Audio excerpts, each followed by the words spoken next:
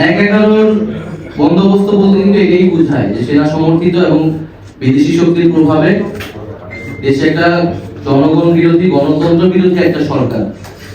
আমরা 3 আগস্ট থেকে এবং 5 আগস্ট বা সেই সময়টাও কিন্তু বারবার এই কথাটা 5 আগস্ট যদি আমাদের সংবাদ সম্মেলন দেখেন বৈষম্য বিরোধী ছাত্র আন্দোলনে আমরা কিন্তু বারবার এটা স্পষ্ট করেছি যে গণঅভ্যুত্থানের সমর্থনে জনগণের পক্ষে সরকার হতে হবে যারা গণতন্ত্র এবং সংস্কার নিশ্চিত করবে। আমরা সেনাবাহিনীর প্রতি আমাদের শ্রদ্ধা আছে। সেনাবাহিনী দেশের গুরুত্বপূর্ণ একটি প্রতিষ্ঠান, কিন্তু তার কাজ নয় রাজনৈতিক বিষয়ে সিদ্ধান্ত দেওয়া। তার কাজ দেশের প্রতিরক্ষা, দেশের নিরাপত্তা নিশ্চিত করা এবং ক্রাইসিস মোমেন্টে তারা এখন রাস্তায় আছে আইন শৃঙ্খলার বিষয়টি দেখতেছে। দ্বিতীয়ত, আমরা গণপরিষদ এবং আইনসভা নির্বাচনটি চাই, যেটা আমাদের নতুন সংবিধান এবং আমাদের যে ট্রানজিশন সেটা নিশ্চিত করবে।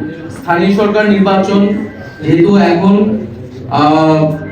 এই যে মেয়র বিষয় নিয়ে আদালতে বিভিন্ন ধরনের রায় আসতেছে এবং সেটা নিয়ে আন্দোলন এবং ধরনের বিশৃঙ্খলা তৈরি হচ্ছে, ফলে আমরা মনে করি যে অতি দ্রুতই স্থানীয় সরকার নির্বাচনের আয়োজন করা সম্ভব এবং সেটার জন্য নির্বাচন কমিশন পুনর্গঠন করে স্থানীয় সরকার নির্বাচনের দিকে যাওয়া উচিত।